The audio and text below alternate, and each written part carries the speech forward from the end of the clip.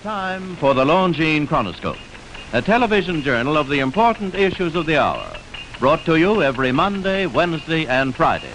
A presentation of the Longines Whitnor Watch Company, maker of Longines, the world's most honored watch, and Whitnor, distinguished companion to the world-honored Longines. Good evening, this is Frank Knight. May I introduce our co-editors for this edition of the Longines Chronoscope? Larry Lasser from the CBS television news staff, and Kenneth Crawford, National Affairs Editor of Newsweek magazine. Our distinguished guest for this evening is the Honorable Herman Talmadge, Governor of Georgia. Governor Talmadge, the economic situation, I guess, is just about the most important subject in the country these days. So I'd like to ask you, how is business down in Georgia? Well, on the whole, it's held up remarkably well, Larry, but farm prices, as you know, have been going down for approximately 18 months. Georgia, with all of its great industrial expansion, is still largely an agricultural state. Our farmers aren't faring too well at the moment. They're concerned because the farm prices have been going down about 18 months. Everything they buy has either been going up or remaining at high levels, so they have been caught in a price squeeze that's concerned them a great deal. Governor, President Eisenhower apparently was quite popular in your state in the last election. Has the economic slump affected that? Well, the president was relatively popular, Ken, but you must remember that Georgia gave the Democratic Party and the Democratic nominee, Governor Stevenson, the greatest percentage-wise majority of any state in the Union. The relatively large vote that President Eisenhower polled in Georgia was due largely to his personal popularity, the respect and the confidence that people had in President Eisenhower. And second, there was a good many of them in Georgia dissatisfied with President Truman. Now, I would not think that the Republican Party in Georgia is anything like as popular as President Eisenhower. And if the elections for Congress were held at the present time, Republican candidates in Georgia would not poll half as many votes as President Eisenhower polled in the last presidential election. Well, Governor, who do you Georgia Democrats feel as the head of the Democratic Party now? Is it Governor Adlai Stevenson, well, of course, or Harry Truman? We recognize Governor Adlai Stevenson as the titular head of the Democratic Party, since it was he who carried the Democratic standard in the last presidential election, 1952. But Georgians look to their United States senators, to their congressmen, and to their Democratic governor to form policy in our state rather than to the titular head of the National Democratic Party. Do you think that Senator Russell's name would be presented again at the next Democratic convention as it was at the last? I don't know whether it will be presented again or not. I presume that fact would be determined by Senator Russell's wishes. If he desires to do so, certainly Georgians will support him as loyally in the next Democratic convention as they have in the last two. Well, Governor, who do you Democrats feel controls the Democratic Party now, the industrial North or the more conservative South? Well, I wouldn't say that either element entirely controls it. Now, prior to the last day or two of the last convention, when they were passing the so-called Moody Resolution, the Democratic Convention in '52, it was pretty apparent that the left-wing elements of the industrial East were in the ascendancy of the party at that particular time. But before that Democratic Convention adjourned, reason had reasserted itself somewhat, and some of those who had rammed through some of those stringent restrictions had to eat crow, and the Southerners and the conservatives were in the ascendancy of the party and regained control prior to its convention, prior to its adjournment. Well, speaking about that civil rights platform, the Supreme Court is due to make a decision pretty soon, sir, on segregation in the schools. Now, how do you Georgians think that decision is going to go? Well, anticipating what the Supreme Court will do, all you can do, Larry, is follow legal precedents that have existed for a great number of years. Now, we know that the Supreme Court of the United States for the last 88 years has been making decisions relative to segregation in the common schools. Those decisions have all been the same. They've been written by Justice Brandeis, Chief Justice Hughes, William Howard Taft, Justice Stone, all of the legal giants of American jurisprudence. Without exception, they have held that the matter of segregation in the common schools of our state is a matter that addresses itself to each state and not to the federal government. Nowhere in the federal Constitution is the word schools or education or anything of that kind mentioned. The Constitution hasn't changed. The laws have not changed. Sometimes the political complexion of a court does change. Sometimes it may be swayed by political pressures or sometimes by sociological opinions. But if they follow the law, as all lawyers understand it, they will uphold the present method, which is separate but equal schools, and each state themselves may determine whether they want to maintain and preserve segregation or whether they want to change it. Governor, assuming, however, that this decision does go against you, what plans have you? Well, we haven't made any particular plans as yet because we don't know what the decision will be, but we have tried to be forearmed.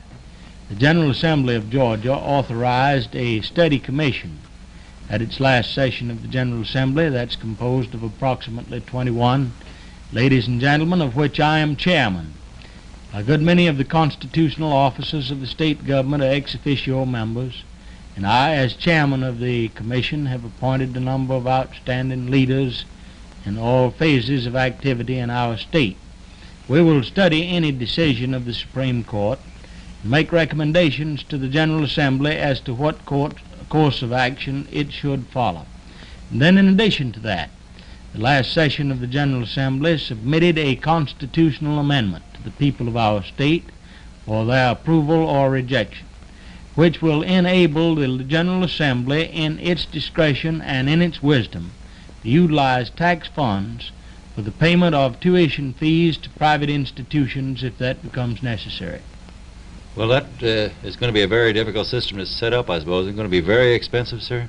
Anything the Supreme Court does to thwart or change our present system of state control of our educational systems will be the most difficult thing that we in the southern states have had to approach or deal with since the war between the states. It'll affect something like 12 million school children in about 17 states in the District of Columbia. Now, it's a tremendous number. Actually, 17 states have mandatory segregation. 4 states have permissive segregation, but at one time the overwhelming majority of the states in the Union had segregation. Now the white people in the South and also the Negroes in the South want it left alone, just like it is.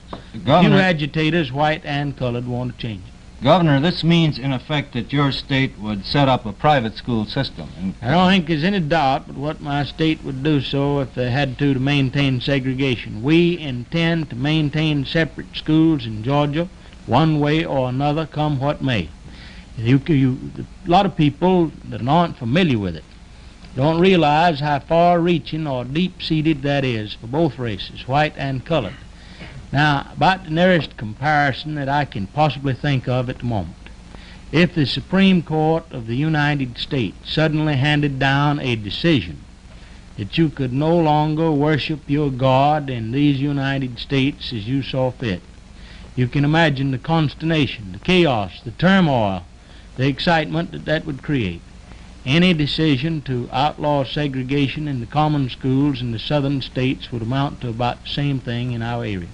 Well, Governor, does that mean if you're going to may set up private schools through state funds, that no matter how the decision goes, the Negroes are going to benefit through better schools and more advanced education? Actually, the Negroes are already benefiting through fine schools. In Georgia, the last several years, we've been building fine schools in the university system and in the common schools. We spend 53 cents out of every tax dollar collected in Georgia for public education.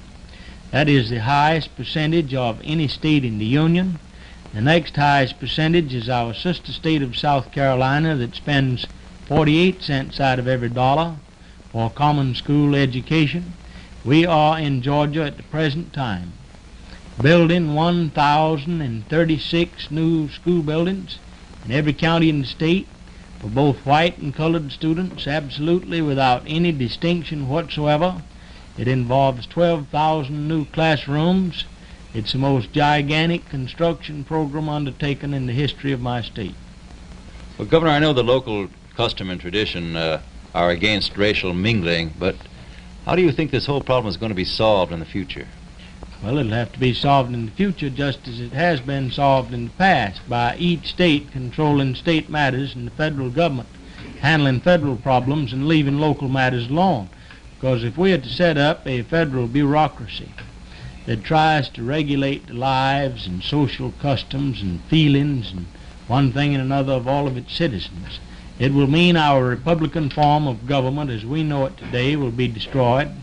The federal government next will be having thought police and people to go around and examine you to see if you have any prejudices against red-headed people or blue-eyed people or freckle-faced people, and we find ourselves getting into the realm of the ridiculous when we try to deal with matters that aren't authorized by the federal Constitution.